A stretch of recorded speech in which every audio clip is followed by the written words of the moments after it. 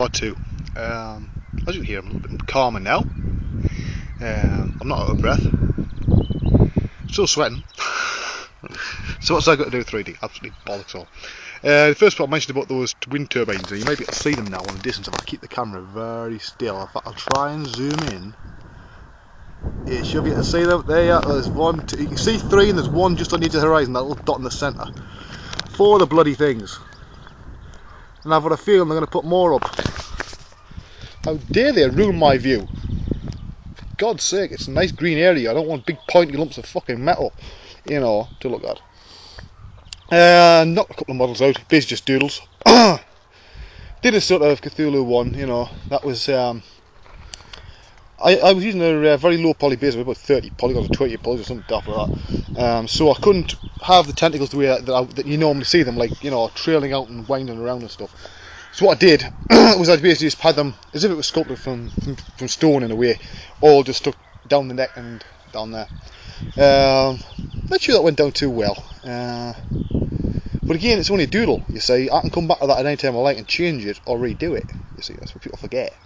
A lot of the stuff's just like, it goes on my image library, right, of models that I've done, and say, right, okay, I can pull it out if I need to, if I'm stuck and I need something to do. I also did a one of Christopher Eccleston, the 9th Doctor in Doctor Who. Tell you a little story, right? This is not bragging, well actually it is bragging, right? It's actually just an interesting story. Many years ago, I used to do extra work, right, on all sorts of films and TV, and if you look carefully at some stuff, you'll see, you know, me knocking about. I did a one that was called Our Friends in the North. Now, that's interesting, because the people I worked with, they all used to go, and all these actors, and just gather round the tea urn outside the sort of tea bus, right, that they have on these shoots, where you get your dinner and stuff. And there were some interesting members of the cast. We had Christopher Eccleston, who was a very quiet man that people didn't really seem to get on with because he was a method actor, didn't really want a whole lot to do with everybody else, and would refuse to shoot a scene if he thought it was crap. Right, not really what you want when you're up against it, but apparently a nice lad. The other one, we had the current James Bond, great lad actually. He was sitting around the sort of tea urn, making the extras cups of tea and having a crack. Well, you know, so I've got a lot of time for Daniel Craig as a person. Also, now this is crazy because I didn't realise who it was until about 5 minutes of the conversation, because it was about 5:30 in the morning, and that was Malcolm McDowell. None of you're not allowed a camera on these shoots, which is a bit unfortunate because I like Malcolm McDowell, and I didn't realise who it was, you know. And he's talking away to this sort of like middle-aged guy, and you know, I'm like, oh, how's it going over there? Like, he says, there's a bit of stories. I've got a couple of hours before we're doing it. Yeah, I'm bloody sick. Like, I've been doing this for months. You know, just like rattling on like you would, you know, having a bit of a whinge because it's early in the morning and he's tired. And I was like, yeah, you want a cup of tea? I said, I was asking everybody. I said, what one? I just made a cup of tea, and he said, oh, I'll go and get a couple of pies from the van. So he brought some pies over. And then it was somebody, it wasn't until somebody said, hey, you might have asked you a question, Malcolm. And I'm thinking, I'm sure I know this guy from somewhere. It was starting to twig, you know what I mean? I was starting to wake up a bit. And he says, what was it like working on Clockwork Orange? And at this point, the little man inside my head went, oh no, how could you not recognise Malcolm McDowell? And it was, again, I don't treat people like the gods, you know. He's a man like anybody else. He's, you know, worked very hard, he's very good at his job, and he does a good job at it. Like plenty of other people, not everybody's well known.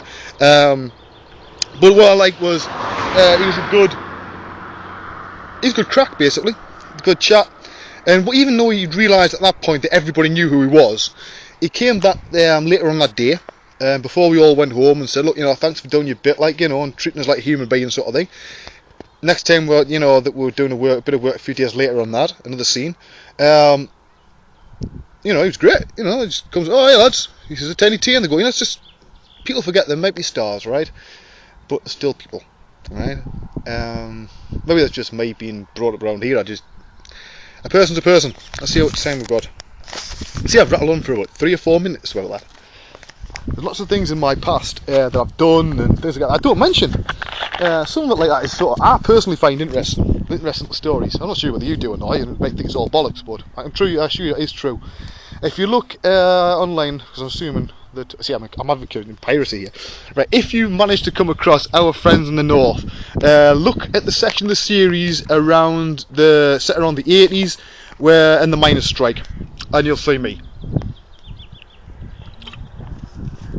If you know what to look. But yeah, it was great that. Paid for a computer, that did. Yeah, so it's interesting, the journey. I keep thinking this, especially when I'm just round here walking around without these things, not doing these things. I've came a long way. I went from, when I started out, I was, worked as an escape artist, worked around the world, earned lots of money. And when I was about 16, I was earning more money when towards the end of my school life than the teachers were in a month. I was earning more than that in 10 minutes, Then I had a spinal problem where I had to go private to get that sort of, which basically ate up all the money. Managed to sort of bum around for a few years, trying to find a direction, because the thing I'd wanted to do, I could no longer do the way I wanted. So managed to end up homeless due to an ex, which we won't mention. Suffice to say that she was caught out, and I woke up one day with everything I owned on the step, which basically was a coat. Everything else she confiscated, quote unquote. Smashed all the sculpts, so I've covered that before. No, I was homeless, nowhere to live, nothing. If it wasn't for family and friends, I wouldn't be where I am today. Simple as that. I went all the way through that, finally got a house, found a direction in life. Excuse me, put it in the nose. Picked up 3D, and now look back. Where's it going to end up? I haven't a clue. See, I'm happy what I'm doing now. I just like the idea that I can do a model. I don't give a crap if anybody likes it or not. To me, it's still magic. It is. It's like the ability to just wave a pen on a Wacom tablet and then the model comes out. And when I get this 3D print, an actual model, a thing I can hold in my hand comes out, that's absolutely fucking magical. And all of these, you young guys that have watched some of this, I don't know whether you realise how magical it is to be able to sit and make something that does not exist and have it printed out. Or even just see it on the screen. That's magic. That beats anything that bloody, David Copperfield's ever done. It's the way it is. See how much time we've got. So maybe that's at times why some of us that are a bit older can sometimes get a bit sort of, whoa, that's fucking excellent sort of thing, about stuff. It's not because of the model itself, it's because of the fact that you can actually do it. This is great stuff. And I just shudder to think where it's going to be in 5-10 years time. Yes. I've had a few inquiries about when the next DVD's coming up. It'll be hopefully later in the year. Now at the moment I've signed no paperwork. Because although there's a gentleman's agreement being reached with a certain company, I am still sort of open to offers. I'm a businessman. As I said straight away, and I've said it's on the dotted line, if a better offer comes, I'll go with it. But by better offer does not necessarily mean the biggest company. It means how much money I'm getting in my big pocket, and if I can guarantee a quality product. If I can't, I won't do them. Simple as that. I'm not having my name to any discs in future that I believe are below par. I insist on that now. I'm not going to be rushed into releasing stuff. I was playing around with the idea and thinking, well look, there's a lot of guys now who are releasing sort of, online videos and getting paid for it. Am I really needed?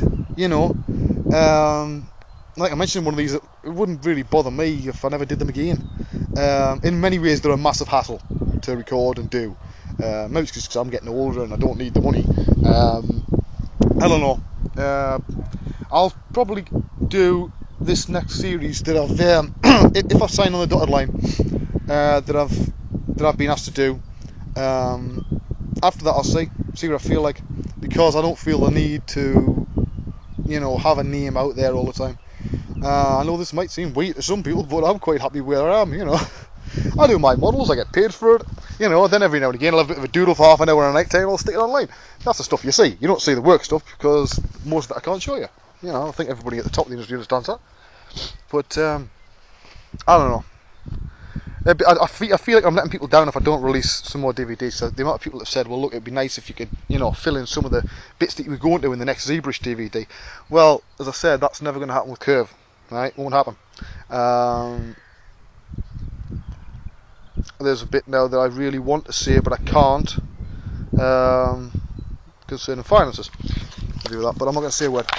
Anyway, so let's have a look at this time here.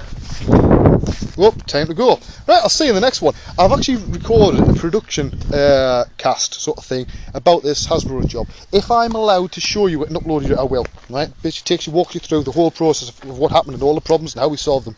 See you next time. Bye bye.